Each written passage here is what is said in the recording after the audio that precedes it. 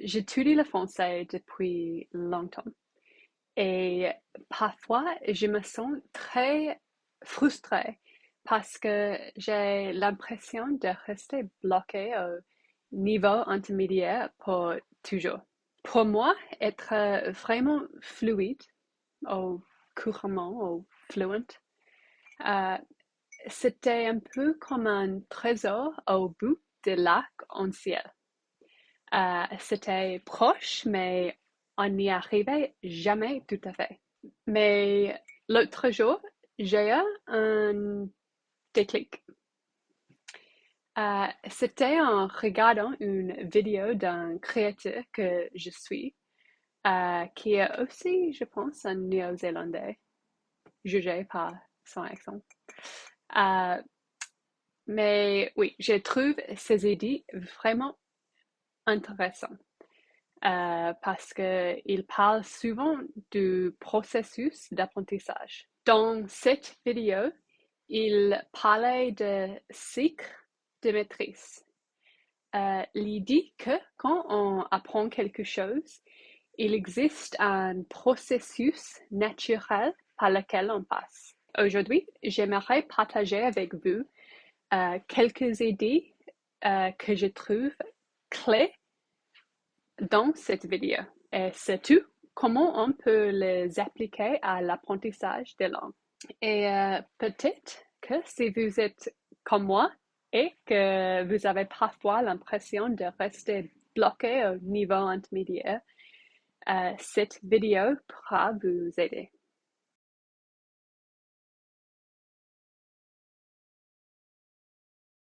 Pour simplifier, un cycle de maîtrise passe généralement par plusieurs étapes. D'abord, la conscience, ensuite la régularité, puis la facilité. Et quand ces étapes deviennent solides, la fluidité apparaît naturellement. Parce que quand on apprend une langue, on traverse on ne traverse pas ces étapes une seule fois. On les traverse encore et encore pour chaque nouvelle compétence, une nouvelle structure, un nouveau temps de verbe, une nouvelle façon d'exprimer une idée. Chaque fois, on recommence un petit cycle de maîtrise. Et finalement, devenir fluide dans une langue, c'est simplement avoir traversé beaucoup de ces cycles. C'est un peu abstrait. Alors, j'aime utiliser une métaphore pour l'expliquer. Imaginez que la langue soit une ville. Quand vous arrivez dans une ville, vous ne connaissez rien. Les rues, les quartiers, les chemins pour aller quelque part. Vous regardez la carte, mais elle ne veut pas dire grand-chose. Vous êtes simplement en train de vous orienter. Et apprendre une langue commence de la même façon. Au début, vous essayez simplement de comprendre comment les phrases sont construites, où les mots vont dans les phrases, quel temps de verbe existe. Et à ce stade, l'objectif n'est pas la fluidité ou la vitesse. L'objectif est simplement la conscience. Par exemple, vous pourrez dire et je vais au café. Puis vous réalisez ah non, et je suis allée au café. Cette prise de conscience est déjà du progrès. Même si vous faites encore beaucoup d'erreurs. À ce stade, moi, je me sens souvent frustrée parce que je parle très lentement. Mais en fait, ce n'est pas un problème. Si c'est pareil pour vous, si vous commencez à remarquer vos erreurs, ça veut dire que vous êtes exactement au bon endroit dans le processus. Ensuite vient la régularité. Et à ce stade, la question devient différente. Ce n'est plus est-ce que je peux dire cette phrase correctement? C'est plutôt à quelle fréquence est-ce que je peux le dire correctement? Alors, vous apprenez comment dire hier je suis allée au café. Bon, peut-être que la première fois que vous dites cette phrase, c'est juste. La deuxième fois, vous vous trompez. La troisième fois, c'est correct. La quatrième fois, vous hésitez, etc. Petit à petit, vous y arrivez de plus en plus souvent. Et c'est comme apprendre un chemin dans une ville. Au début, vous connaissez qu'un seul trajet. Par exemple, de chez vous jusqu'au café, parfois vous vous perdez, mais à force de faire ces trajets, vous y arrivez presque toujours. Puis vous apprenez d'autres trajets, de la maison au supermarché, de la maison aux gares, du café au parc.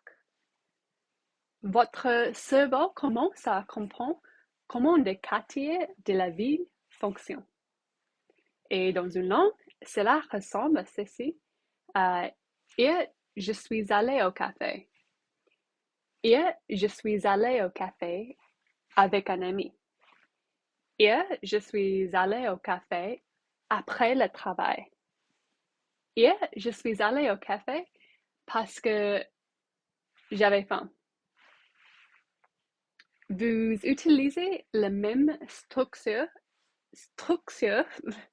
dans des contextes un peu différents. Et pour que ça fonctionne, le cerveau a besoin beaucoup, beaucoup de répétition. Avec le temps, quelque chose change. Vous pouvez toujours faire la phrase correctement, mais maintenant, ça demande moins d'efforts. C'est comme quand vous connaissez bien votre quartier. Vous n'avez plus besoin de réfléchir au chemin pour aller au supermarché. Vous y allez simplement. Et parce que vous ne pensez plus au chemin, votre attention peut se porter ailleurs. Vous remarquez de nouvelles rues, de nouveaux raccourcis et de nouveaux endroits. Et dans une langue, c'est pareil. La grammaire devient plus naturelle. La phrase vient plus facilement. Et finalement, vous parlez plus vite. Et votre attention peut se concentrer à davantage sur le son et sur des idées plus complexes. Par exemple, quelqu'un vous demande qu'est-ce que tu as fait hier? Et vous répondez simplement hier, je suis allée au café avec un ami après le travail parce que j'avais faim. Sans avoir besoin de réfléchir longtemps à la structure. Finalement, la fluidité apparaît. Mais la fluidité n'est pas quelque chose que l'on doit essayer de forcer. Elle apparaît naturellement quand la précision augmente, la régularité augmente et l'effort diminue progressivement.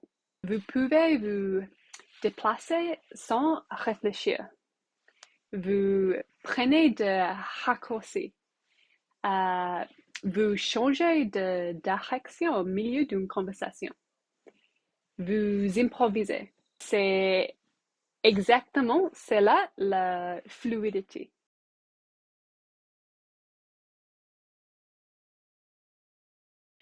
Le niveau intermédiaire peut sembler lent et étrange.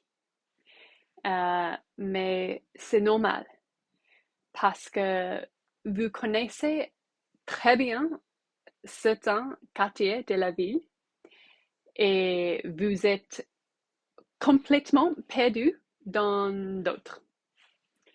Par exemple, vous pouvez être très à l'aise pour commander au restaurant ou parler de votre journée aujourd'hui ou hier. Mais vous sentez perdu quand vous essayez de parler de politique, d'émotions, d'idées abstraites. Vous êtes donc à la fois fluide dans certains domaines et débutante dans d'autres. Mais ça ne veut pas dire que vous n'avancez pas. Ça veut simplement dire que vous continuez à grandir la ville. Et chaque nouveau quartier vous fait recommencer un cycle de maîtrise.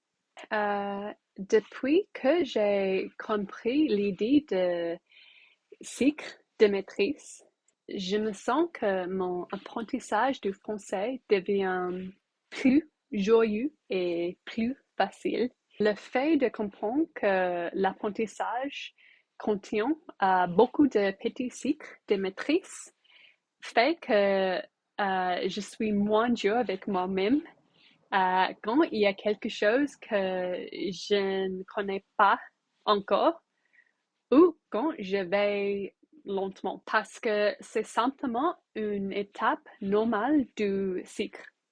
On est juste en train de découvrir un nouveau quartier dans la ville et petit à petit, sans même y penser, on devient plus fluide.